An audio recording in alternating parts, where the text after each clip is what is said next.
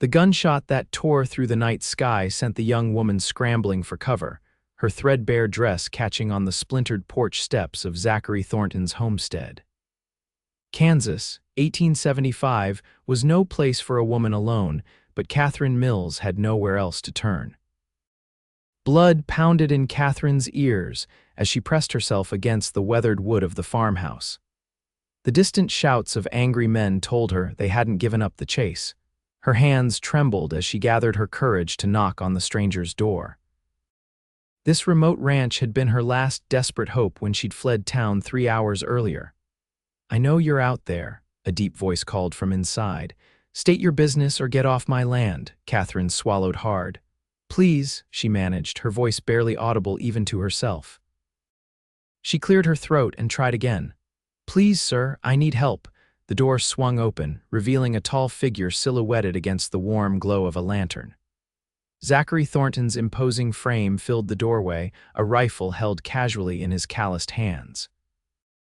His eyes, the color of storm clouds, assessed her with a mix of suspicion and curiosity. "Help," he repeated, his gaze shifting to scan the darkness beyond her. "You're a long way from anywhere, miss." Katherine's legs threatened to give way beneath her. 3 days on the run with barely any food or water had taken their toll. "I just need a chance," she whispered, swaying slightly. "Please." Before Zachary could respond, another shot rang out in the distance. His expression hardened as he reached out, pulling her roughly inside and shutting the door in one fluid motion.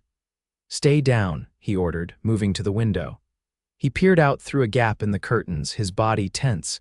Katherine huddled on the floor, her breath coming in shallow gasps.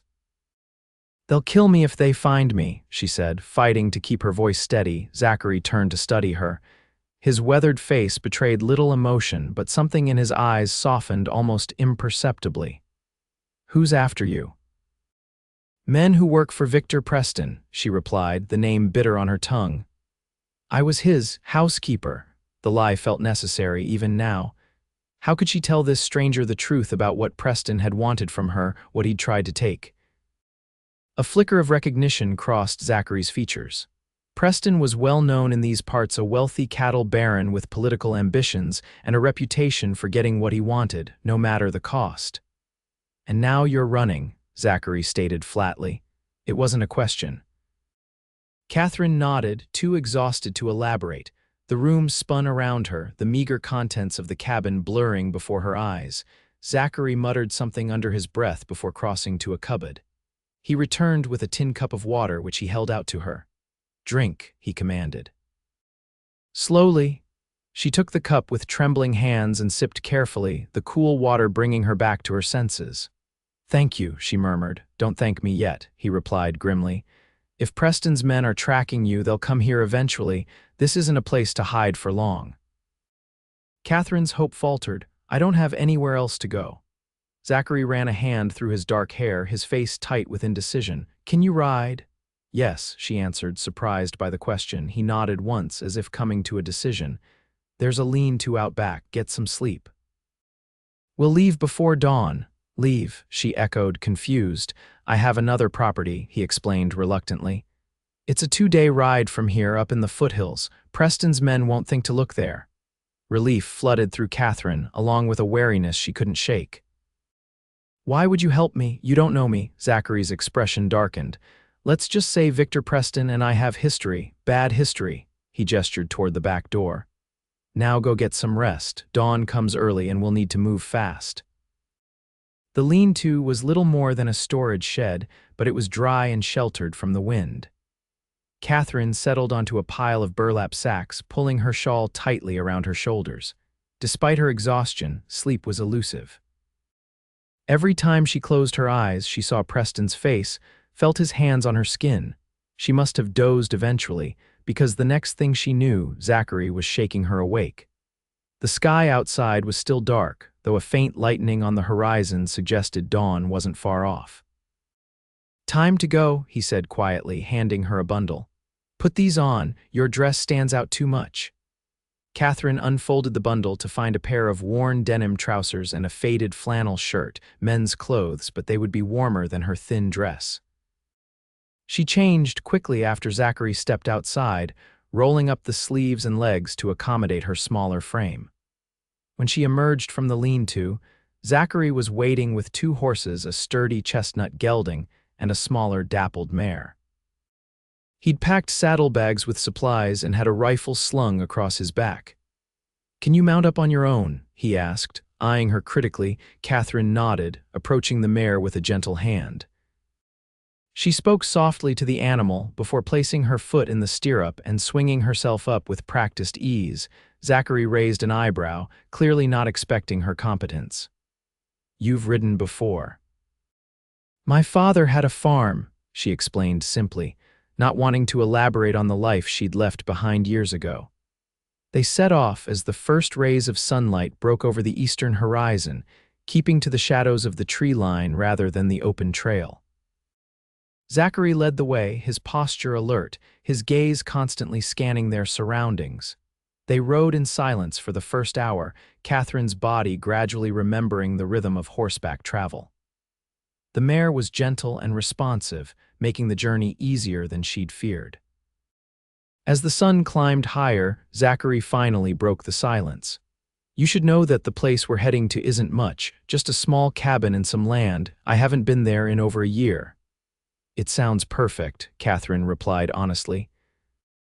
After months in Preston's grand house, surrounded by luxury that felt like a prison, a simple cabin sounded like paradise. Zachary glanced back at her, his expression unreadable. "How did you end up with Preston?" The question caught her off guard. She hesitated, uncertain how much to reveal. "My parents died 3 years ago. Fever took them both within a week of each other. The bank took our farm, and I needed work." The simplified truth was easier than the whole story. "And Preston offered you a position," Zachary concluded.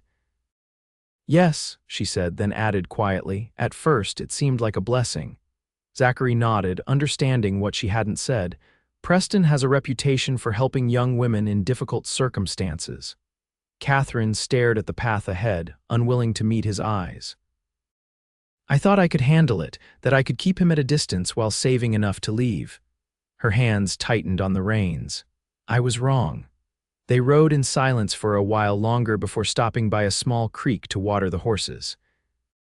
Katherine slid from the saddle, wincing as her stiff muscles protested. She hadn't ridden in years, and her body was quick to remind her of that fact. Zachary noticed her discomfort but didn't comment. Instead, he handed her a strip of dried beef and a biscuit from his saddlebag. "It's not much, but it'll keep you going." "Thank you," she said, accepting the simple meal gratefully. "For everything." He shrugged off her gratitude, turning his attention to refilling their canteens. "We should reach Johnson Creek by nightfall. There's an old line shack there where we can take shelter."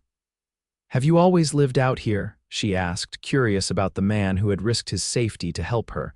Zachary hesitated before answering. "No, I was born in Boston. My father was a banker." His tone suggested there was more to that story, but he didn't elaborate. "Came west after the war, needed open spaces after 4 years of hell." The mention of the war explained some of the hardness she saw in his eyes. So many men had returned changed, carrying burdens invisible to others. "And your family?" she ventured. "Don't have any," he replied shortly. "Not anymore." He capped the canteens and handed one to her. "We should keep moving." They continued their journey, the terrain gradually becoming more rugged as they traveled northwest. By late afternoon, the open plains had given way to rolling hills dotted with pine and oak. The air grew cooler, carrying the scent of pine resin and wild sage. Katherine found herself studying Zachary as they rode.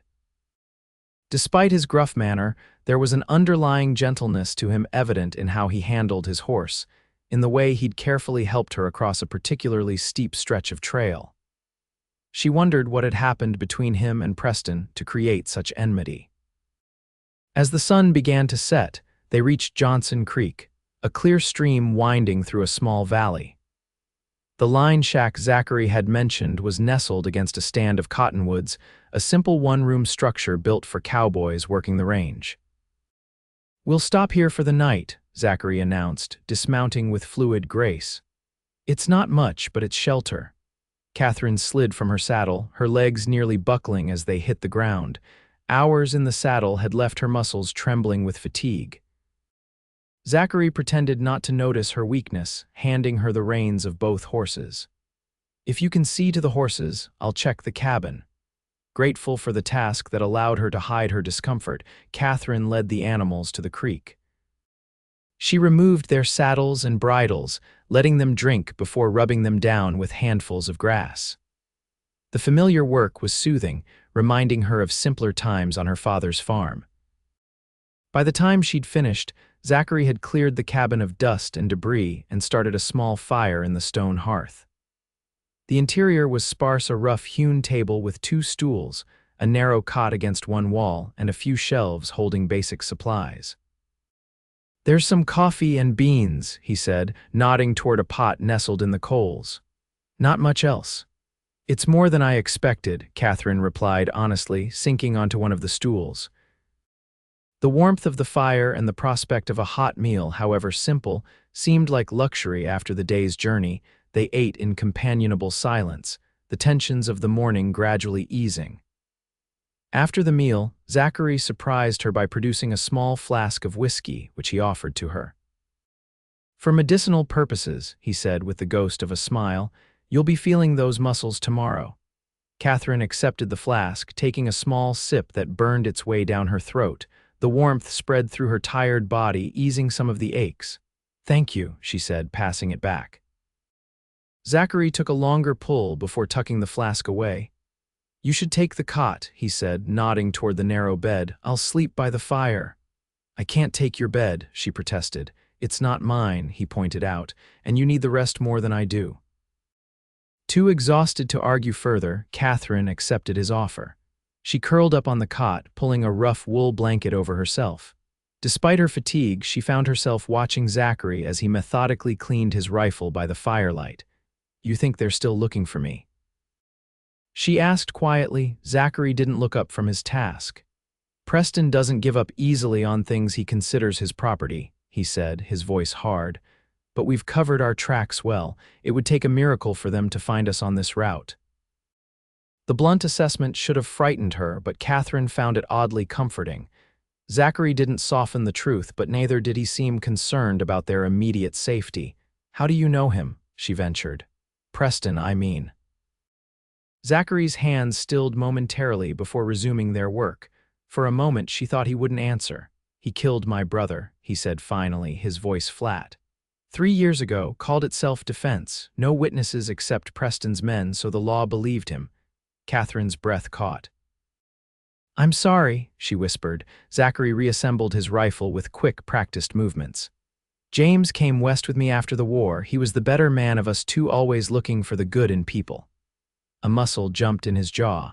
"Preston wanted our land for water rights. James refused to sell.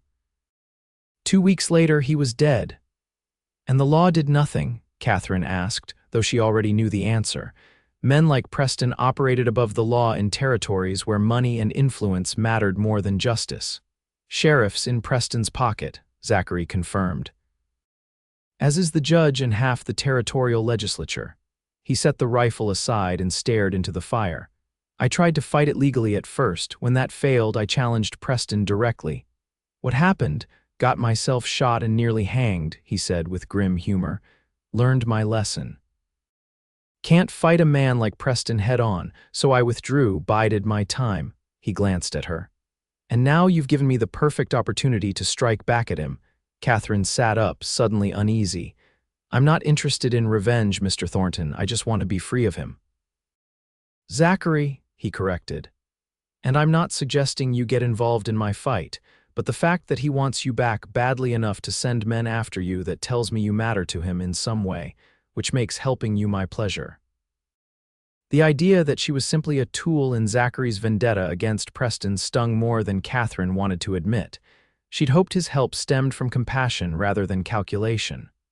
"I see," she said stiffly. "Well, once we reach your property, I won't impose on your hospitality for long. I can find work somewhere and make my own way." Zachary's expression softened slightly. "That wasn't what I meant," he said. "You're welcome to stay as long as you need." My fight with Preston is my own business, separate from helping you." Katherine wasn't entirely convinced, but exhaustion was overtaking her rapidly. "We should both get some rest," she said, lying back down. "Tomorrow will be another long day." Zachary nodded, spreading his bedroll near the hearth. "Sleep well, Katherine," he said quietly. Despite her lingering concerns, the rhythmic sound of Zachary's breathing and the soft crackle of the fire soon lulled her into a deep, dreamless sleep. They departed at first light, Zachary once again taking care to obscure their trail as they traveled. The terrain grew increasingly rugged as they moved deeper into the foothills, following game trails and dry creek beds rather than established paths. By midday, Katherine's muscles were screaming in protest, but she refused to complain. Zachary set a demanding pace, only stopping briefly to rest the horses and take quick meals of jerky and hardtack. As they rode, Katherine found herself studying the landscape with growing appreciation. The rolling hills gave way to steeper terrain, dotted with stands of pine and aspen. Wildflowers carpeted the meadows they crossed, painting the land in splashes of purple, yellow, and white. "It's beautiful here," she commented during one of their brief stops. "So different from the plains." Zachary nodded, his expression softening as he surveyed the land. "That's why James and I chose this area. Reminded us a bit of the Berkshires back east, but wilder." He handed her the canteen. "The property we're heading to is even prettier, higher up with a view that stretches for miles." "You said you haven't been there in over a year," Katherine said, taking a careful drink. "Why?" A shadow crossed his face. "After James died, I couldn't stand to be there, too many memories." He took the canteen back, his fingers brushing hers momentarily. "The main ranch was easier, it was newer, something we built together but didn't have as much history." Katherine understood all too well the pain of places filled with ghosts. After her parents died, she'd been unable to enter their bedroom for weeks, the emptiness of it too painful to bear. "Perhaps it's time to make new memories there," she suggested gently. Zachary looked at her with an expression she couldn't quite interpret. "Perhaps," he agreed after a moment. They continued their journey, the conversation shifting to lighter topics. Katherine found herself telling Zachary about her childhood on her father's farm, the apple orchard she'd helped tend, the mare she'd raised from a foal, the quilting circles her mother had hosted each winter. In turn, Zachary shared stories of his early days in the territory, his first disastrous attempt at building a cabin, the time he'd accidentally purchased a pig so mean-tempered that he'd had to trade 2 good horses to convince anyone to take it off his hands. The ease that developed between them surprised Katherine.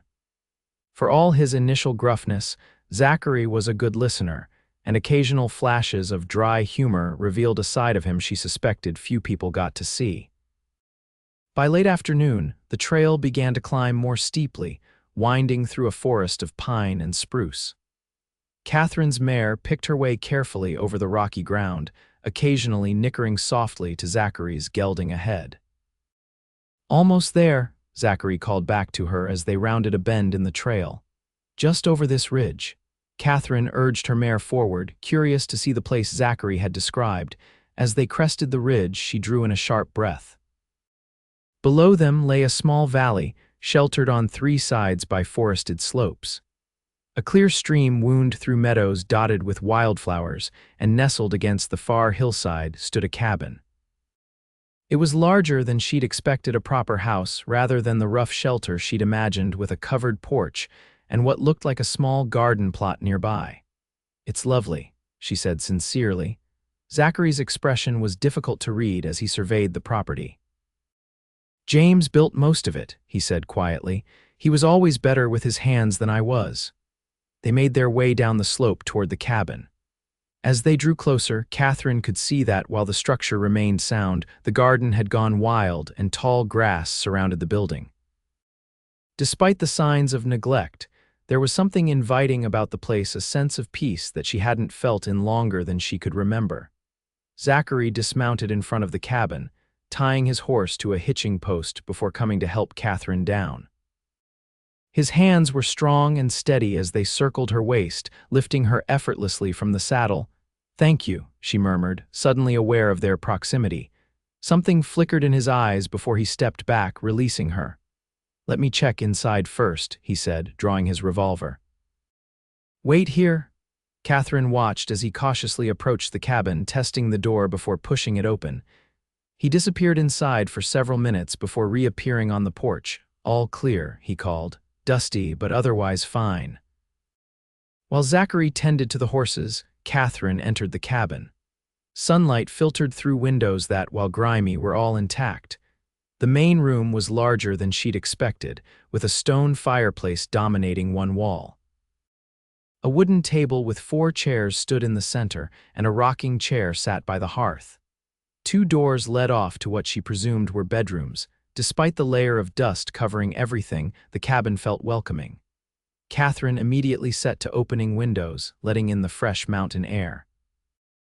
By the time Zachary returned, she had located a broom and was beginning to sweep the floor. He paused in the doorway, watching her with an unreadable expression. "You don't have to do that. I don't mind," she replied. "It feels good to be useful." Zachary nodded, setting down the saddlebags he'd carried in. "There are 2 bedrooms," he said, gesturing to the doors. "You can take the one on the right. It was James's, but—" He trailed off, then cleared his throat. "It has the better mattress." "Thank you," Katherine said, understanding what the offer cost him. "I appreciate that." Zachary busied himself bringing in supplies and firewood while Katherine continued cleaning. They worked in companionable silence, each finding comfort in the simple, necessary tasks. As dusk approached, Zachary managed to start a fire in the hearth, and Katherine discovered a stash of preserved foods in a small pantry, jars of peaches and beans, sacks of flour and coffee that had miraculously remained untouched by vermin. "We should have enough to last us a week or so," she reported, emerging from the pantry with her finds, though the flour might need sifting. Zachary looked up from the fire he was tending. "There's a stream for fishing, and I can hunt if needed," he said. "And there's a town about a half-day's ride from here where we can get supplies eventually." The casual way he included her in his future plans didn't escape Katherine's notice, but she chose not to comment on it. For now, she was grateful for the shelter and safety he provided. They shared a simple meal of beans and the last of the biscuits from their journey, sitting at the table Zachary had wiped clean. The domesticity of the scene struck Katherine as both strange and comforting after days on the run. "You think we're safe here?" she asked, voicing the question that had lingered in her mind throughout the day. Zachary considered her question carefully. "Few people know about this place," he said, "and those who do have no reason to connect it to you. As long as we're cautious when we go into town, we should be fine." Katherine nodded, trying to take comfort in his assessment. "What will you tell people? About me, I mean." "The truth, more or less," Zachary replied. "That you're a friend who needed a place to stay. People around here mind their own business for the most part. Friend." The word felt inadequate somehow, considering all he'd risked to help her, yet presumptuous given how little they truly knew each other. "And what about Preston?" she pressed. "If he's as determined as you say—" Zachary's expression hardened. "Preston's reach has limits. We're outside his usual territory here, and he has enemies in these parts too." He met her gaze directly. "I won't let him take you back, Katherine, I promise you that." The intensity in his voice sent a shiver through her that had nothing to do with fear. "I believe you," she said softly. Later, lying on the surprisingly comfortable mattress in James's old room, Katherine found herself reflecting on the strange twist of fate that had brought her to this place. 3 days ago, she had been fleeing for her life with no plan beyond immediate escape. Now she was ensconced in a mountain cabin with a man who seemed willing to risk everything to protect her from Preston. Why? She wondered. Was it truly just his hatred of Preston driving his actions? Or was there something more developing between them, this cautious trust, this tentative understanding? Katherine drifted off to sleep with these questions still swirling in her mind, lulled by the unfamiliar but comforting sounds of the mountain night. The next few days fell into a surprisingly comfortable routine. Katherine focused on making the cabin livable again, washing linens in the stream, scrubbing floors, and airing out rooms that had been closed for too long. Zachary spent his time repairing things that had fallen into disrepair during his absence, fixing a leaky roof, mending the corral fence, clearing the overgrown path to the stream. They worked separately for the most part, but came together for meals, sharing the tasks of cooking and cleaning up afterward. During these times, Katherine found herself studying Zachary when he wasn't looking, the way his brow furrowed in concentration as he whittled a new handle for a broken tool, the rare smile that transformed his face when something amused him. On the fourth day, Zachary announced he needed to hunt. "We're running low on meat," he explained over breakfast. "I shouldn't be gone more than a few hours." Katherine nodded, trying to ignore the flutter of anxiety at the thought of being alone. "I'll be fine," she assured him, seeing his hesitation. "There's plenty to keep me busy here." After Zachary left, rifle in hand, Katherine turned her attention to the small garden plot beside the cabin. It was hopelessly overgrown, but she could see the remnants of what had once been orderly rows. With determination, she found tools in a small shed and set to work clearing weeds and turning soil. The physical labor was satisfying, allowing her mind to focus on the immediate task rather than dwelling on fears about the future. By midday, she had cleared a significant portion of the plot and was contemplating what might grow well in the mountain climate. She was so absorbed in her work that she didn't hear the approaching rider until he was almost upon the cabin. Panic seized her as she scrambled to her feet, looking frantically around for a place to hide. Before she could move, a voice called out, "Hello, the cabin. Zachary Thornton, you ornery cuss, you back up here finally." The friendly tone eased Katherine's fear somewhat, though she remained wary as she stepped around the corner of the cabin. An older man sat astride a mule, his weathered face breaking into a look of surprise when he saw her. "Well now," he said, removing his hat. "You're certainly not Zach Thornton, unless he's changed a fair bit since I saw him last." Despite her anxiety, Katherine found herself smiling at the man's jovial manner. "No, sir, Mr. Thornton is out hunting at the moment. I'm Katherine Mills." The old man dismounted with surprising agility, leading his mule toward the cabin. "Joe Flanagan," he introduced himself with a slight bow. "Neighbor, more or less, though my place is a good 5 miles east of here. It's nice to meet you, Mr. Flanagan," Katherine replied, wiping her hands on her apron. "Would you like some coffee? I believe there's still some on the stove." "Don't mind if I do," Joe agreed, tying his mule to the hitching post. "Been riding since dawn, checking my trap lines." Inside the cabin, Katherine poured coffee for them both, her mind racing. What would Zachary want her to say about her presence here? Joe seemed to sense her discomfort. "No need to explain anything to me, Miss Mills," he said kindly. "Zach's business is his own, and yours too." "Thank you," she said, relieved. "We're friends. I needed a place to stay for a while, and Mr. Thornton was kind enough to offer." Joe nodded, sipping his coffee. "Zach's a good man, despite that prickly exterior, been through more than his share of troubles." He glanced around the cabin. "Place is looking better than I've seen it in years. You've been busy." "It's the least I could do," Katherine replied. "Mr. Thornton has been very generous." "Zachary," a voice corrected from the doorway. Katherine turned to see Zachary standing there, a brace of rabbits in one hand, his rifle in the other. "I've told you before, Katherine, Mr. Thornton was my father." "Zach," Joe exclaimed, rising to greet him. "Didn't expect to find you back up here. Thought you'd abandoned this place for good." Zachary crossed to the table, setting down his catch. "Changed my mind," he said simply, offering his hand to the older man. "Good to see you, Joe." "Likewise," Joe replied, clasping Zachary's hand warmly. "Your lady friend has been keeping me company." Katherine felt heat rise to her cheeks at the assumption, but Zachary didn't correct him.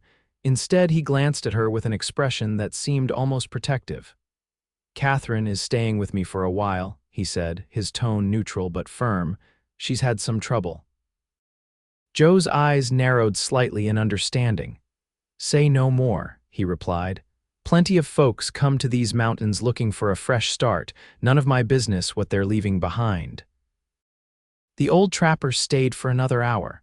sharing news of the area, a new family that had settled in the valley below, a bear that had been causing trouble near the creek, rumors of a railroad survey team working in the next county. Katherine found herself warming to Joe's easygoing manner and obvious affection for Zachary. It was clear the two men shared a history, though neither elaborated on how they'd come to know each other. As Joe prepared to leave, he paused by his mule, gesturing Zachary closer. Though he lowered his voice, Katherine could still hear his words from where she stood on the porch. "Word is Preston's men have been asking questions over in Willow Creek," Joe said quietly. "Might be nothing to do with you, but thought you should know." Zachary's posture stiffened. "Appreciate the warning," he replied. "We'll be careful." Joe nodded, then smiled at Katherine. "Been a pleasure, Miss Mills. Don't be strangers, either of you. Martha would love the company." As they watched Joe ride away, Katherine turned to Zachary. "Who's Martha?" "His wife," Zachary replied, still staring after the departing trapper. "They've been up here longer than almost anyone. Good people." "He seems fond of you," Katherine observed. A ghost of a smile touched Zachary's lips. "Joe helped us when we first came up here. Taught us how to survive the winter, how to read the weather, which plants were safe to eat." He turned to her. "He saved our lives more than once. And he warned you about Preston's men," Katherine added, unable to keep the worry from her voice. Zachary's expression grew serious. "Willow Creek is 2 days' ride from here and in the opposite direction from where we came. If they're there, they're grasping at straws, not following a solid lead." Katherine wanted to believe him, but fear had taken root again. What if they find us? "What if they won't?" Zachary interrupted firmly. He hesitated, then surprised her by taking her hand. His calloused fingers were warm against hers. "I won't let anything happen to you, Katherine, I promise." The conviction in his voice and the unexpected gesture of comfort left her momentarily speechless. She nodded, squeezing his hand in silent thanks before withdrawing hers, suddenly conscious of the intimacy. "I should clean those rabbits," she said, gesturing to his catch. "Before it gets any later." Zachary studied her face for a moment longer, then nodded. "I'll finish what you started in the garden," he offered. "Looks like you made good progress." As Katherine set about preparing their dinner, she found her thoughts returning to the warmth of Zachary's hand holding hers, and the fierce protectiveness in his eyes when he'd made his promise. Despite the lingering fear Preston's name had evoked, she realized she felt safer here, with this man she barely knew, than she had anywhere since her parents died. The realization was as comforting as it was terrifying. The following week settled into a rhythm that felt increasingly natural. Each morning, Katherine woke to find Zachary already up, usually tending to the horses or repairing something around the property. They would share a simple breakfast before going about their separate tasks, Katherine continuing her efforts to make the cabin comfortable, Zachary working to restore the homestead to its former condition. The garden became a shared project, with Zachary turning the soil while Katherine planted seeds they'd found in the shed, miraculously still viable after the long winter. Working side by side, conversation flowed more easily between them, their initial wariness gradually giving way to a comfortable companionship. Katherine learned more about Zachary's past, how he and James had come west after the war, determined to build something that was theirs alone. Zachary had fought with the Union Army, serving in the 20th Massachusetts Infantry. The experiences had left him with nightmares that sometimes woke him in the early hours, though he never spoke directly of what he'd seen. In turn, Katherine shared stories of her life before Preston, her childhood on the farm, her mother's teachings about healing herbs, her father's dreams of expanding their modest holdings. She spoke less about the years after their deaths, the desperate struggle to keep the farm going alone, and the eventual loss of everything she'd known. "How did you end up with Preston?" Zachary asked one evening as they sat on the porch, watching the sunset paint the mountains in hues of gold and pink. It was the first time he directly asked about her connection to the man who pursued her. Katherine's hands stilled on the shirt she was mending one of Zachary's that had torn during fence repairs. "After the bank took the farm, I needed work," she said, choosing her words carefully. I tried various positions: seamstress, laundress, serving girl at the hotel. None paid enough to live on, not really. She paused, the memories still painful. Preston came through town on business. He stayed at the hotel where I was working. He was charming. Her lips twisted at the word. He offered me a position in his household. Twice the wages I was making, plus room and board. It seemed like providence. Zachary's expression darkened. He has a pattern, Katherine nodded. I realized that later. There were other girls before me. They never stayed long. She set down her mending, no longer able to focus on the stitches. At first it wasn't so bad. He was gone often, and when he was home he was proper, respectful, even. What changed? Zachary asked quietly. His political ambitions, Katherine replied. He decided he needed a wife to appear more respectable to voters. He began to pay me more attention. Special gifts, private dinners. She swallowed hard. I tried to maintain a professional distance, but he grew more insistent. Zachary's hands clenched on the arms of his chair. Did he force himself on you? He tried, Katherine admitted, her voice barely audible. The night I ran. He'd been drinking, said he was tired of waiting, that he'd been patient enough. She looked up, meeting Zachary's gaze directly. I hit him with a fireplace poker and ran. One of the stable boys helped me get a horse. I rode all night before abandoning the animal near a creek to hide my trail. Zachary was silent for a long moment, his face hard with anger. When he finally spoke, his voice was tight with controlled fury. If I ever see Victor Preston again, I'll kill him. The vehemence in his tone startled her. That would make you no better than him, she said gently.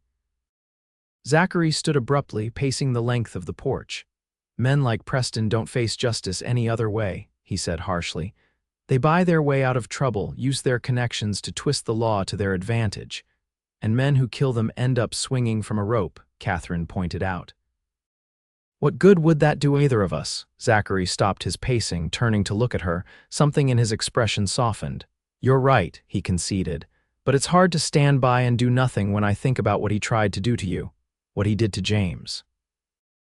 Katherine rose from her chair, moving to stand beside him at the porch railing. The evening air was cool, carrying the scent of pine and wildflowers. You haven't done nothing, she said quietly. You've given me safety when I needed it most, a chance to breathe, to think about what comes next. Zachary turned to face her, his eyes searching hers. And what does come next, Katherine? What do you want? The question caught her off guard. For so long, her focus had been merely on survival, on escaping Preston's control. The idea of wanting something beyond that immediate need seemed almost foreign. I don't know, she admitted. I haven't let myself think beyond tomorrow for a very long time. Zachary nodded in understanding. Then perhaps that's where we start, allowing ourselves to think beyond tomorrow. He hesitated, then added, You can stay here as long as you want. This place. He gestured to the cabin, the land surrounding it. It needs someone who cares for it. It's been neglected too long. The offer hung in the air between them, weighted with implications neither of them seemed ready to voice. Katherine felt her heart quicken at the possibility of permanence, of belonging somewhere again. Thank you, she said simply, unable to express the full measure of her gratitude. I'd like that. Something shifted between them in that moment, a subtle change in the air, an acknowledgement of possibilities neither had allowed themselves to consider before. Zachary's gaze dropped briefly to her lips, and for a breathless instant, Katherine thought he might kiss her. Instead, he stepped back, clearing his throat. It's getting late, he said, his voice rougher than usual. We should turn in. Katherine nodded, trying to ignore the flutter of disappointment in her chest. Good night, Zachary, she said softly. As she prepared for bed in the room that had once belonged to James, Katherine found herself dwelling on the moment on the porch, the intensity in Zachary's eyes, the unspoken connection that seemed to be growing between them. Was she imagining it? Projecting her own growing feelings onto a man who had simply offered kindness to someone in need, sleep eluded her for hours, her mind spinning with questions she had no answers for. The next morning brought steady rain, drumming against the roof and streaming down the windows. Zachary announced his intention to ride into the nearest town for supplies, despite the weather. "We're running low on flour and coffee," he explained as he pulled on his oilskin coat. "And I want to check if there's any mail, see if Joe's warning about Preston's men has any substance to it." Katherine couldn't quite hide her concern. "Is it safe for you to go?" "Safer than for you," he pointed out. "I'm just another rancher buying supplies. No one has any reason to connect me to you, especially this far from Preston's territory." Though his logic was sound, Katherine still felt uneasy as she watched him ride away, the rain obscuring his figure long before he reached the end of the valley. Left alone in the cabin, she threw herself into baking, using the last of their flour to make bread and a simple cake sweetened with the preserved peaches they'd found. The familiar process was soothing, allowing her to channel her nervous energy into something productive. As the smell of baking bread filled the cabin, Katherine found herself imagining a future here, seasons passing, the garden flourishing under her care, perhaps even chickens scratching in the yard. And Zachary, his presence a constant in this vision, his quiet strength, his rare smiles that she found herself working to elicit, the way his eyes followed her when he thought she wasn't looking. The realization that she was falling in love with him struck her with such force that she nearly dropped the bowl she was washing. Love. The word itself seemed dangerous, laden with risk. She had known him barely 2 weeks. His kindness might be nothing more than chivalry, his protection motivated solely by his hatred of Preston, and yet, there had been moments. The almost kiss on the porch, the way his hand sometimes lingered when passing her a tool or a dish, the softening in his voice when he spoke her name. Katherine shook her head, trying to dismiss these thoughts as wishful thinking. Better to focus on the present, on the safety and peace she had found here, than to risk it all by wanting more. The rain continued throughout the day, sometimes easing to a gentle patter, other times strengthening to a downpour that made the windows rattle. As afternoon faded into evening with no sign of Zachary, Katherine's anxiety grew. He had said he would be back by nightfall.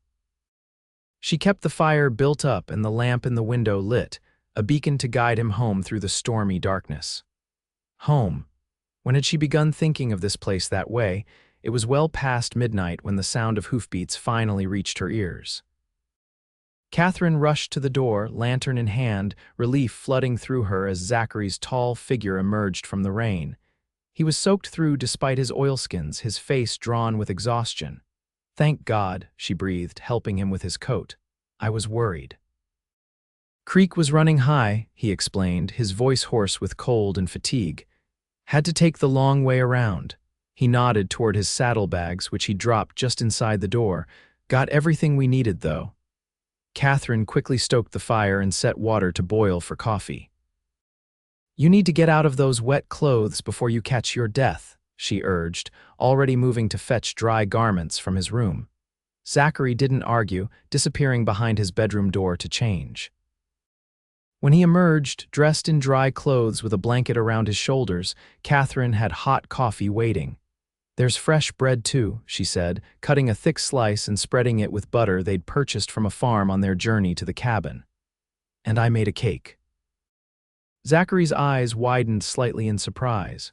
"A cake," Katherine nodded, suddenly self-conscious. It seemed like a good day for baking. A smile, one of his rare, genuine smiles that transformed his entire face, spread across Zachary's features. "It's been a long time since anyone baked a cake for me," he said, his voice warm with appreciation. They sat at the table, the storm raging outside while they enjoyed the simple feast.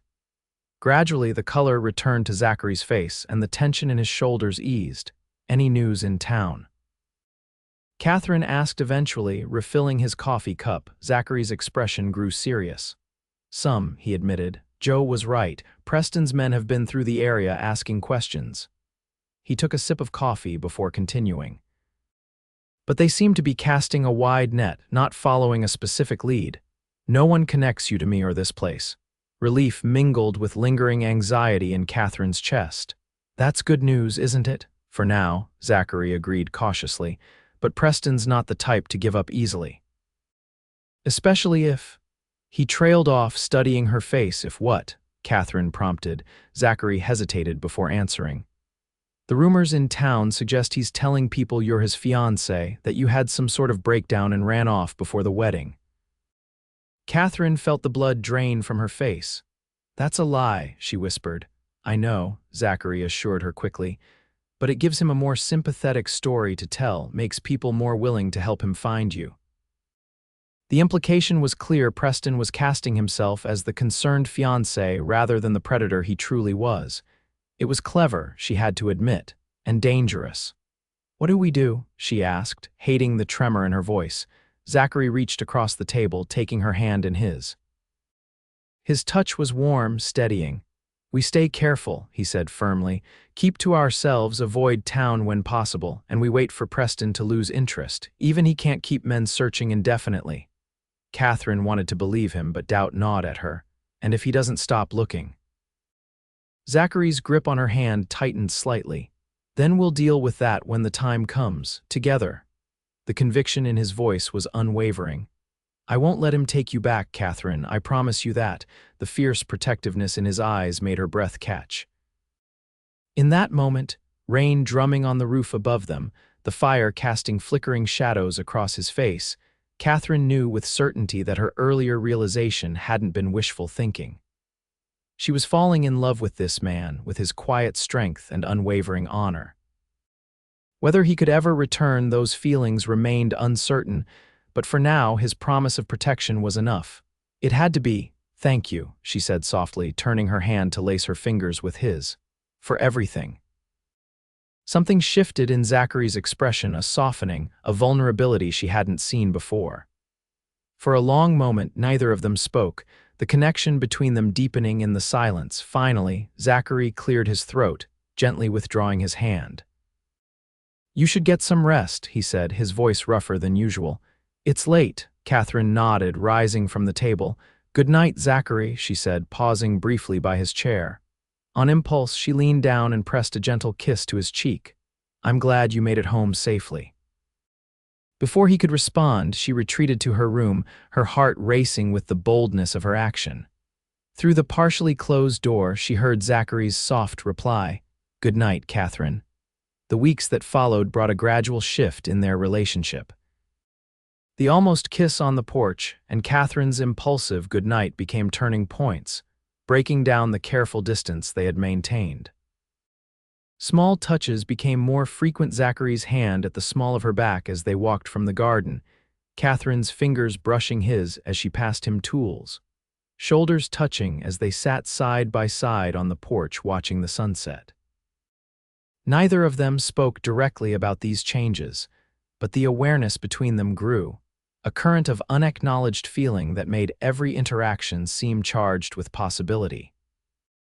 Spring advanced into early summer, the mountain meadows exploding with wildflowers, the days growing longer and warmer. The garden they had planted began to yield its first harvests: tender lettuce, radishes, and early peas. Katherine found an unexpected joy in the simple rhythm of their days, in the satisfaction of working the land and making the cabin truly livable. Zachary made one more trip to town, returning with reassuring news. Preston's men seemed to have moved on, their questions about a missing woman no longer heard in local establishments. The relief Katherine felt was profound, though she knew better than to believe Preston had truly given up his search. One evening in late June, Zachary surprised her by suggesting they ride to a nearby mountain lake. "It's beautiful this time of year," he explained. "And the trout are practically jumping into your hands." The idea of an outing, their first real venture away from the cabin since arriving, appealed to Katherine immensely. They set out early the next morning, packing a simple lunch and fishing gear. The ride took them higher into the mountains, through meadows carpeted with wildflowers and forests where sunlight filtered through the canopy in dappled patterns. Katherine found herself laughing more freely than she had in years, as Zachary shared stories of his early, disastrous attempts at fishing in these waters.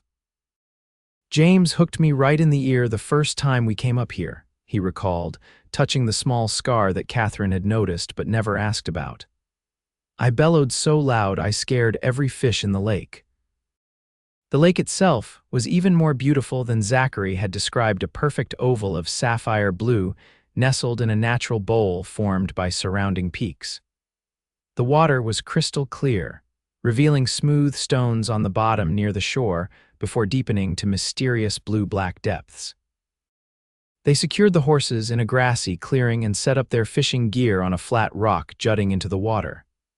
The day was warm, the sky a perfect, cloudless blue, and a gentle breeze carried the scent of pine and sun-warmed earth. Katherine had never fished before, so Zachary showed her how to bait the hook and cast the line, his arms around her as he guided her movements. The closeness of him, his chest warm against her back, his breath stirring her hair, made it difficult to concentrate on his instructions. To her surprise and delight, she caught a decent-sized trout on her third cast, squealing with excitement as Zachary helped her reel it in. His laughter joined hers, the sound echoing across the water. "A natural," he declared, his eyes crinkling with genuine pleasure at her success. "You put my first attempts to shame." They caught several more fish before breaking for lunch, spreading a blanket in a sunny spot near the shore. The simple meal of bread, cheese, and apples tasted extraordinary in the mountain air, accompanied by the gentle lapping of water against the rocks. After eating, they lay back on the blanket, watching clouds drift across the blue expanse above. The contentment Katherine felt in that moment was so complete, so unexpected, that it brought tears to her eyes. "What is it?" Zachary asked, noticing her emotion. He propped himself up on one elbow, his expression concerned. Katherine shook her head, smiling through the tears. "Nothing," she assured him. "It's just, I never expected to feel this way again. Safe. Happy." Zachary's gaze softened as he reached out to brush a strand of hair from her face. His fingers lingered, tracing the curve of her cheek.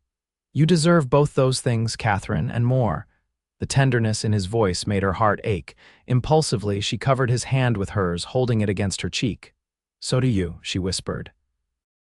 For a moment, they simply looked at each other, the air between them charged with unspoken feeling. Then, slowly, giving her every chance to pull away, Zachary leaned down and pressed his lips to hers. The kiss was gentle at first, tentative, as if he feared she might shatter beneath his touch. Katherine responded with equal gentleness, her hand moving to his shoulder, anchoring herself as the world seemed to shift beneath her. When they parted, Zachary's eyes searched hers, looking for any sign of regret or uncertainty. Finding none, he smiled, a slow, wondering smile that transformed his usually serious face. "I've wanted to do that for a long time," he admitted. "Why didn't you?" Katherine asked, her voice barely above a whisper. Zachary's expression grew more serious. "I didn't want you to think I expected anything in return for helping you, that I was no better than Preston, seeing you as something to possess rather than—" He paused, searching for the right words. "Rather than the remarkable woman you are." The declaration, simple yet profound, touched Katherine deeply. "I never thought that," she assured him. Not for a moment. Relief flickered across his features, followed by a vulnerability that made him look younger somehow. "I'm not good with words, Katherine, never have been. But these past weeks—" He took a deep breath. "You've brought life back to that cabin, to this land." Another pause. "To me." Katherine felt tears prick her eyes again at the raw honesty in his voice. "You gave me a chance when I had nothing," she said softly. "You risked everything to help a stranger." "Not a stranger anymore," Zachary murmured, his thumb tracing her lower lip. "Not for a long time now." This time when he kissed her, there was no hesitation, only a certainty that had been building between them for weeks. Katherine wound her arms around his neck, drawing him closer, feeling the solid warmth of him against her.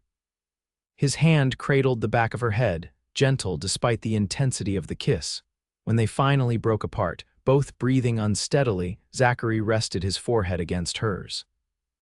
"We should probably head back," he said reluctantly, "before it gets too late." Katherine nodded, though she was loath to end this perfect day. They packed up their fishing gear and the remains of their lunch, securing their catch for the journey home. The ride back to the cabin was filled with a new awareness, a shift in their relationship that both thrilled and terrified Katherine. They spoke little, but Zachary rode closer to her than before, occasionally reaching across to touch her hand or brush his fingers against her arm, as if reassuring himself of her presence. As they approached the cabin, the setting sun painting the valley in shades of gold and amber, Katherine felt a sense of rightness settle over her. This place that had initially been merely a refuge was becoming something more: a home, a future, a place where healing was possible. That evening, after they had cleaned and cooked their catch, they sat together on the porch swing Zachary had recently repaired. The night was warm, stars beginning to appear in the darkening sky.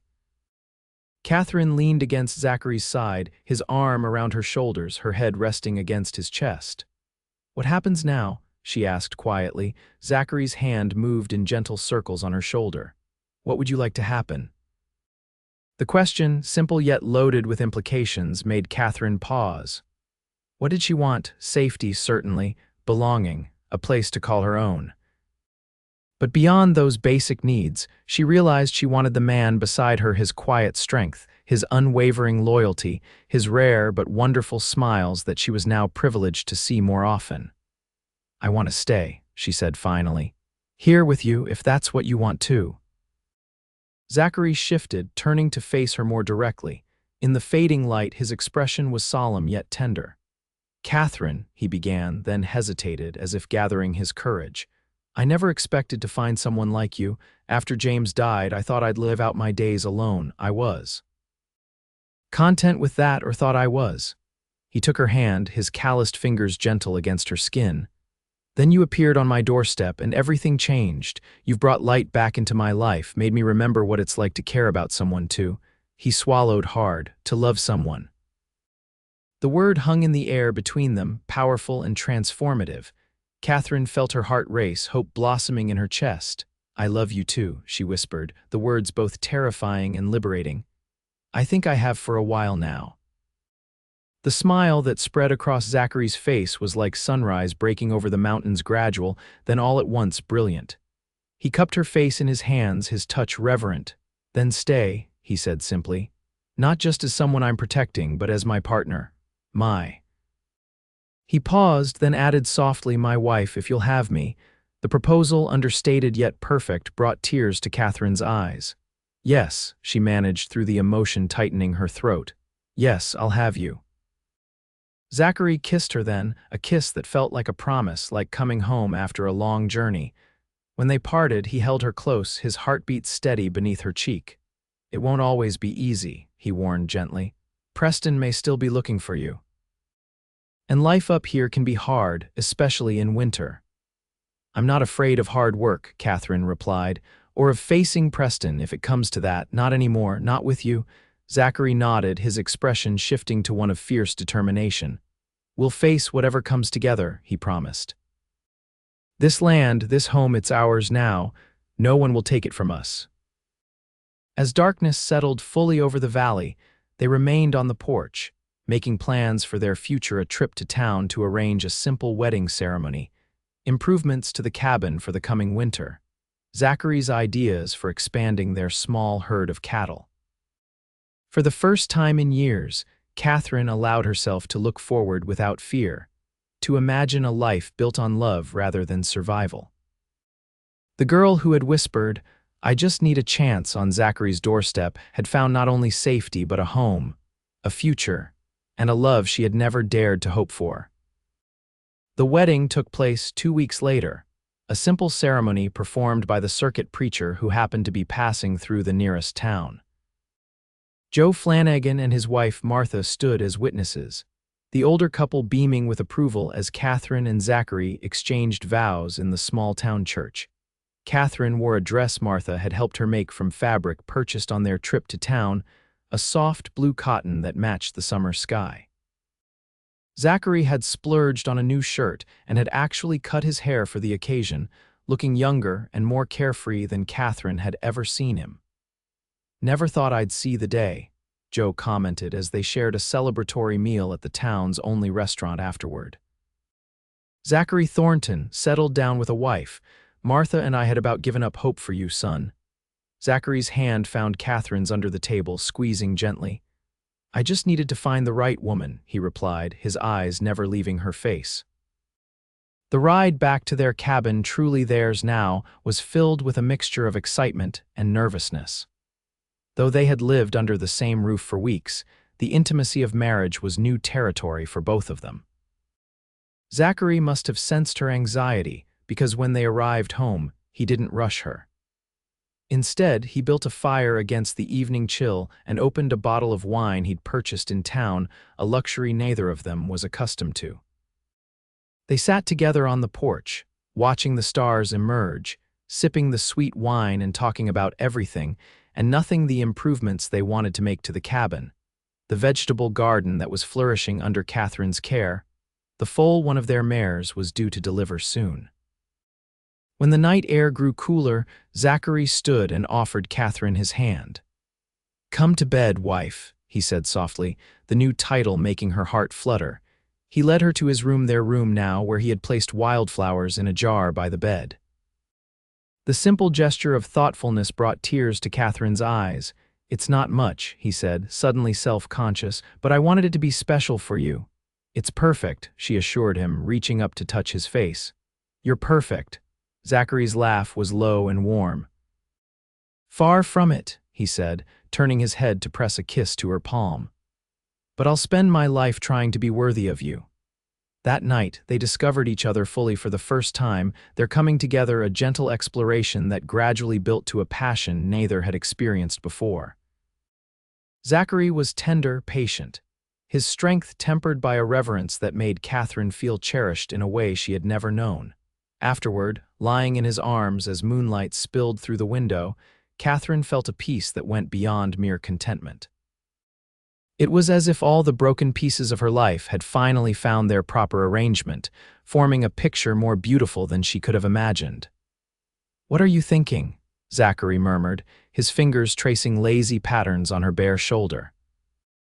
Katherine smiled, pressing a kiss to his chest. "That I'm happy," she replied simply, "truly happy for the first time in a very long time." His arms tightened around her. "So am I," he admitted. "I didn't realize how empty this place was, how empty I was until you came into my life." They fell asleep entwined, the barriers between them finally dissolved completely. The weeks that followed were the happiest of Catherine's life. Each day brought new discoveries about the land, about Zachary, about herself. They worked side by side, expanding the garden, repairing fences, preparing for the harvest and the winter that would follow. In the evenings, they would sit on the porch or by the fire, sometimes reading aloud from the small collection of books Zachary owned, sometimes simply enjoying the comfortable silence that can exist only between people who truly understand each other. Katherine found herself singing again old songs her mother had taught her, tunes she hadn't even realized she remembered. Zachary would pause in his work to listen, a smile softening his features whenever he caught the sound of her voice floating across the yard. Late summer brought the harvest vegetables from their garden, wild berries from the mountainside, fish from the stream that ran through their property. Katherine preserved what she could for the winter months, filling the small root cellar with jars of pickled vegetables, dried fruit, and smoked meat. "You've accomplished more in a few months than I did in 2 years," Zachary commented one evening as they surveyed their stores. "This place hasn't been this well prepared for winter since." He trailed off, but Katherine knew he was thinking of his brother. "James would be proud," she said gently, touching his arm, "of what you've kept alive here." Zachary's expression softened at the mention of his brother. "He would have liked you," he said. "Always said I needed someone practical to balance my brooding nature." Katherine laughed. "He sounds like a wise man." "He was," Zachary agreed, his tone wistful but no longer laden with the raw grief Katherine had heard when he first spoke of James. "The best of us." As summer waned into fall, the mountain landscape transformed, aspen groves turning brilliant gold against the dark green of the pines. The air grew crisper, the nights cooler. Zachary and Katherine worked together to prepare the cabin for the coming winter, chopping and stacking firewood, checking for drafts to be sealed, storing hay for the horses and cattle. It was during this time that Katherine began to suspect her body was harboring a secret. Her monthly cycle, always regular, failed to appear. Certain foods she had always enjoyed now turned her stomach, and there was a persistent fatigue that no amount of rest seemed to alleviate. She kept her suspicions to herself at first, not wanting to raise hopes that might be dashed.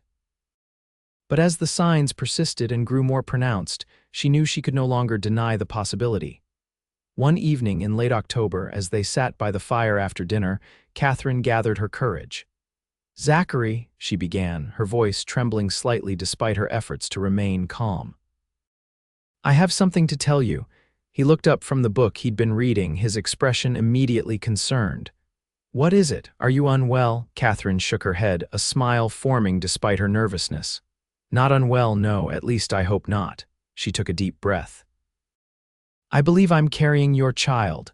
For a moment, Zachary simply stared at her, as if unable to comprehend her words.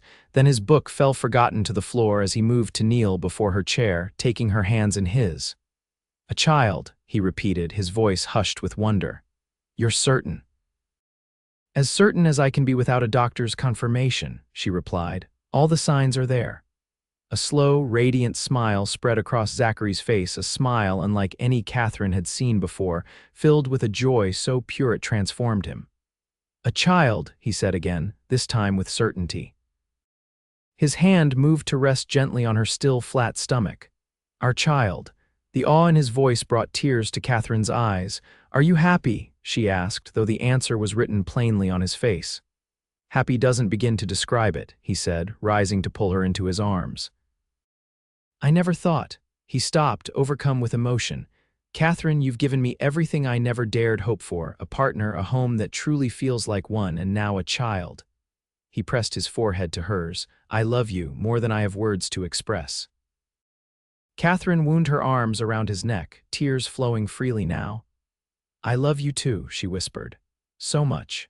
That night, Zachary held her with a new tenderness, his hand resting protectively over her stomach as they slept, as if already shielding the new life growing within. The winter that followed was harsh but beautiful.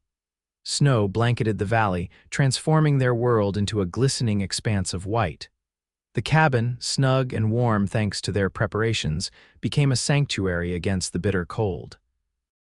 Katherine's pregnancy progressed without complications, her body changing gradually as the child within her grew.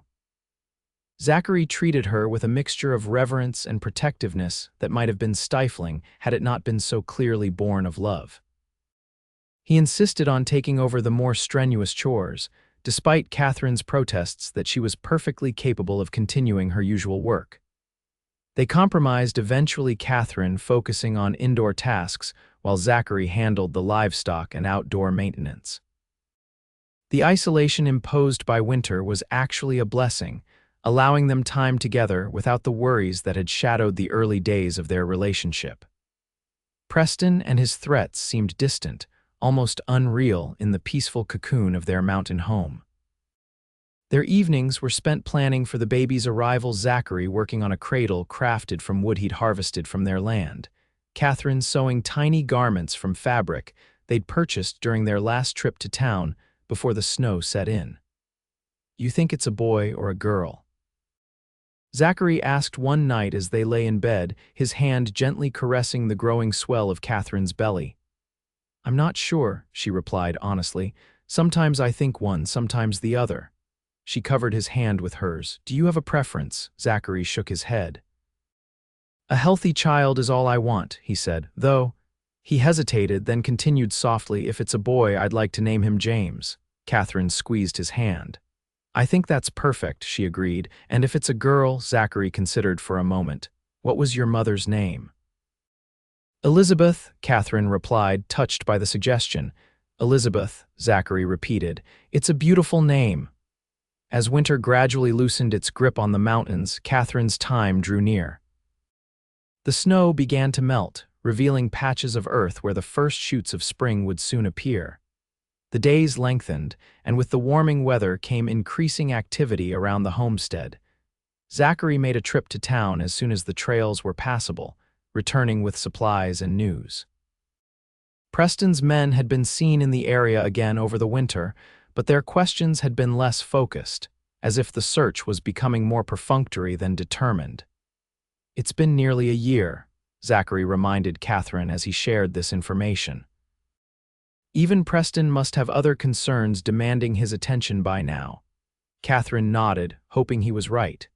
The idea of Preston still searching for her, still claiming her as his fiancée, sent a chill through her despite the springtime warmth. As her pregnancy entered its final weeks, Katherine found herself increasingly restless, her body heavy and uncomfortable.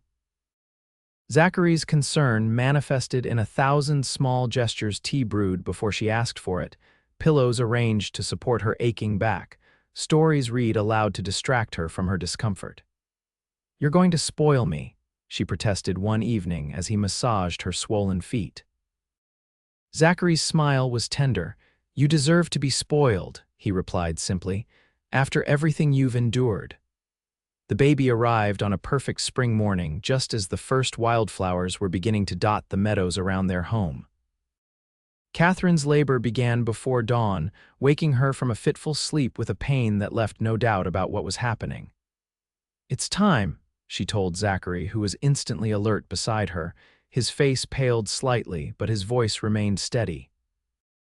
"I'll fetch Martha," he said, referring to Joe Flanagan's wife, who had promised to attend the birth when the time came. Katherine nodded, another contraction already building. "Hurry," she managed through gritted teeth.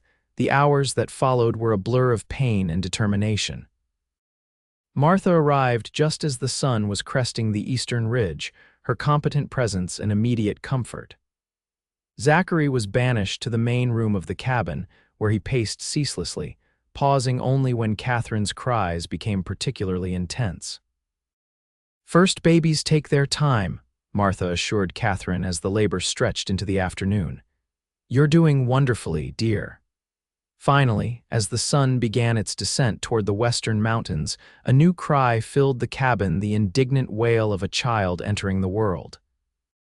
Katherine collapsed against the pillows, exhausted but triumphant as Martha cleaned the infant and placed the small bundle in her arms. "You have a daughter," the older woman announced, her weathered face creased in a broad smile. "A beautiful, healthy girl." Katherine gazed down at the tiny face, a perfect blend of herself and Zachary. "Elizabeth," she whispered, tracing a finger along the baby's cheek. "Elizabeth James Thornton," Martha nodded approvingly. "A fine name," she said. "Shall I send in that husband of yours before he wears a hole in my floor?" Katherine laughed weakly. "Please do." Zachary entered the room with uncharacteristic hesitation, his eyes wide as they fell on Katherine and the bundle in her arms. "Katherine," he breathed, crossing to the bed in 3 long strides, "are you?" "We're both fine," she assured him, shifting slightly to give him a better view of their daughter. "Meet Elizabeth James Thornton." Zachary's breath caught as he gazed down at the infant. "She's perfect," he whispered, tears gathering in his eyes. "So tiny." "Would you like to hold her?" Katherine offered. The look of terror that flashed across Zachary's face almost made her laugh. I don't know how," he admitted. "Like this," Katherine demonstrated, then carefully transferred their daughter to his arms. "Support her head. There, just like that." Zachary stood frozen, clearly afraid to move lest he somehow harm the precious bundle. But as Elizabeth settled against his chest, her tiny fist curling against the fabric of his shirt, his expression transformed into one of absolute wonder. "Hello, Elizabeth," he murmured, his voice gentler than Katherine had ever heard it. "I'm your father." The simple declaration, spoken with such reverence, brought fresh tears to Katherine's eyes. The 3 of them, father, mother, and newborn daughter, formed a tableau of perfect happiness in the late afternoon light streaming through the bedroom window. Martha discreetly withdrew, promising to return the next day to check on mother and child. Zachary barely seemed to notice her departure, so entranced was he by his daughter. "She has your nose," he observed, finally tearing his gaze away from Elizabeth to look at Katherine. "And your chin." "But your eyes, I think," Katherine replied, noting the shape of the baby's eyes, though their color was still the indeterminate blue of all newborns. Zachary carefully returned Elizabeth to Katherine's arms before sitting on the edge of the bed. "Thank you," he said, his voice thick with emotion. "For her, for everything," Katherine smiled up at him, exhausted but happier than she had ever been. "We did this together," she reminded him, "and we'll raise her together on this beautiful land you've given us." Zachary leaned down to press a gentle kiss to her forehead. "Our land," he corrected softly, "our home, our family." As twilight deepened into night, the small family remained together in the quiet bedroom. Outside, spring continued its inexorable advance across the mountain landscape. Inside, a new life had begun, bringing with it the promise of countless tomorrows filled with love and possibility. Katherine thought back to that desperate night nearly a year ago when she had whispered, "I just need a chance," on a stranger's doorstep. How could she have known then that she would receive not just a chance, but a completely new life? A husband who loved her with unwavering devotion, a daughter who embodied that love, and land that offered both sustenance and freedom. As Elizabeth nursed at her breast and Zachary watched over them both with tender vigilance, Katherine knew that whatever challenges the future might hold, whether from Preston or simply the natural hardships of frontier life, they would face them together, as a family. The cowboy who had once given a desperate girl shelter had ultimately given her his heart and his land. And she had given him hers in return, creating something beautiful and lasting in this wild, magnificent place they now called home. The years that followed the birth of Elizabeth James Thornton were ones of growth and prosperity for the small family. The cabin expanded as Zachary added rooms, first a proper nursery for Elizabeth, then a larger kitchen where Katherine could preserve the increasingly abundant harvests from their garden. The herd of cattle grew, as did their small band of horses, carefully bred from stock Zachary had selected for their hardiness and intelligence. Elizabeth, or Libby as they came to call her, flourished in the mountain air. By her second birthday, she was a sturdy, curious child with Katherine's golden brown hair and Zachary's storm gray eyes.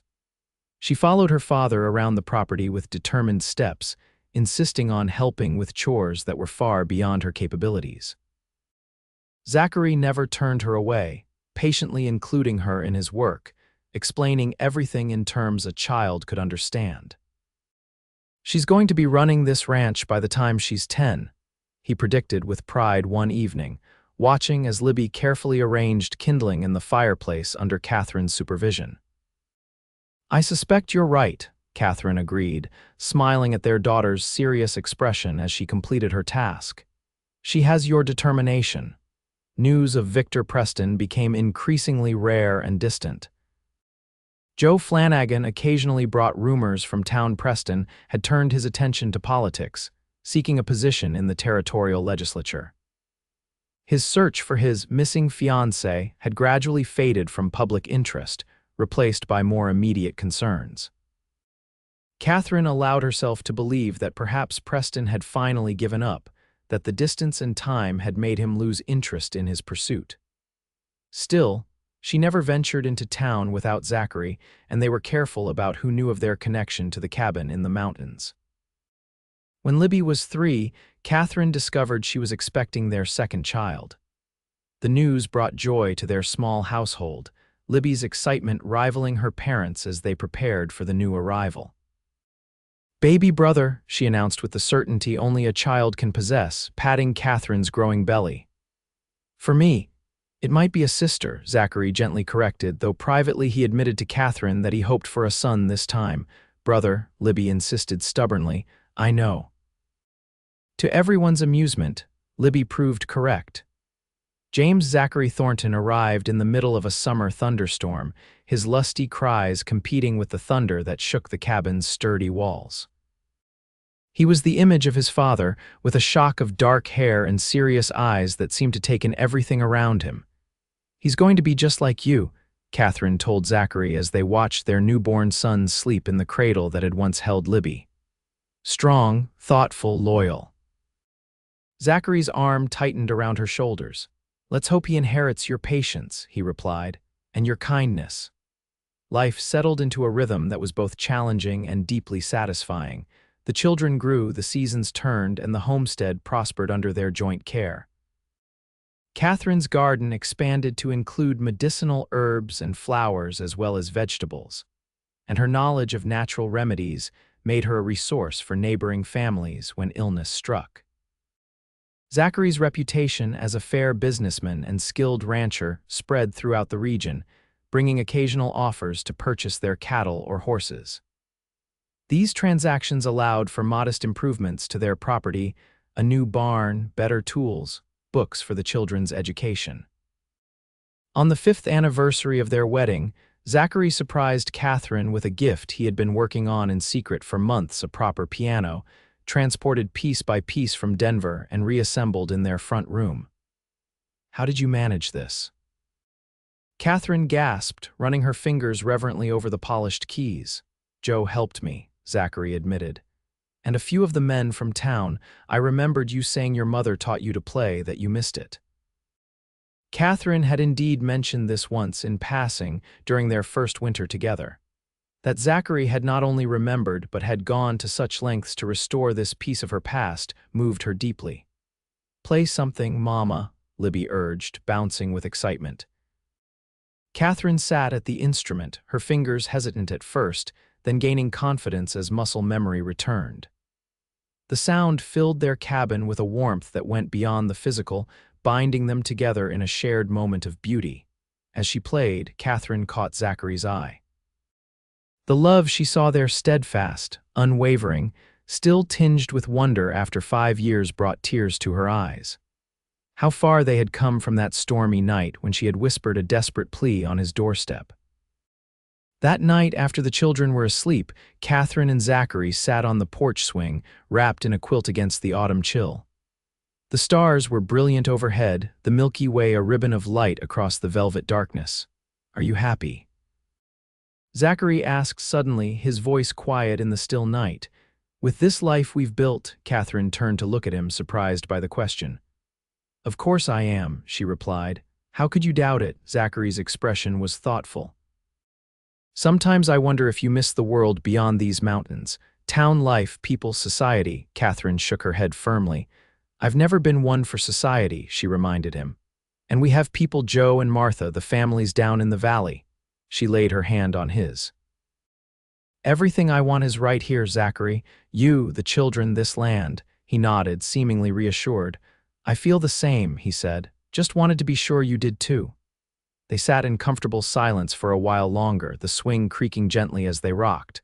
Eventually, Zachary spoke again. "I got a letter today," he said. "From a lawyer in Denver." Katherine tensed slightly. "What did it say?" "Victor Preston is dead." The statement, delivered without emotion, hung in the night air. Katherine felt a complex wave of feelings wash over her: relief, certainly, but also a strange emptiness, as if a shadow that had lingered at the edges of their life had suddenly vanished. "How?" she asked quietly. "Shot during an argument at a political rally," Zachary replied. The letter didn't give details, just that he was killed instantly.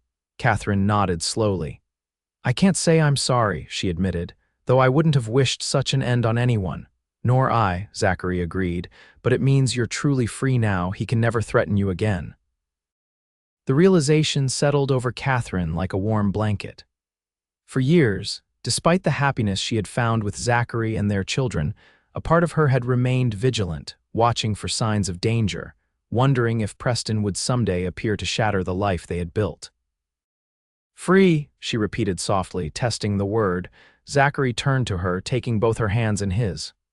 "I've been thinking," he said, his tone suggesting he'd been considering this for some time. "With Preston gone, we could visit the East if you wanted. Take the children to see Boston, New York, perhaps even the ocean." The offer touched Katherine deeply. She knew how Zachary felt about cities, about the world he had left behind after the war. That he would consider returning, even temporarily, for her sake and the children's education spoke volumes about his love for them. "Perhaps someday," she said, squeezing his hands. "When the children are older, but for now." She looked out over the moonlit valley, their valley with its meadows and streams and the cabin they had transformed into a true home. "For now, this is exactly where I want to be." Zachary's smile was tender as he drew her close. "Then this is where we'll stay," he promised, "together." As they sat entwined beneath the vast canopy of stars, Katherine reflected on the journey that had brought them to this moment. From desperate fugitive to beloved wife and mother, from lonely widower to devoted husband and father, they had traveled far beyond physical distance to find each other and create this life. The girl who had whispered, "I just need a chance," had been given so much more than that: love, family, purpose, and a place to truly belong. And the cowboy who had opened his door on that fateful night had received the same gifts in return. In the quiet of the mountain night, surrounded by the land they both cherished, Katherine and Zachary Thornton held each other close, grateful for the chance encounter that had brought them together and the love that had transformed them both. And in the cabin behind them, their children slept peacefully, secure in the knowledge that they were surrounded by a love as vast and enduring as the mountains themselves, a legacy that would sustain them all the days of their lives.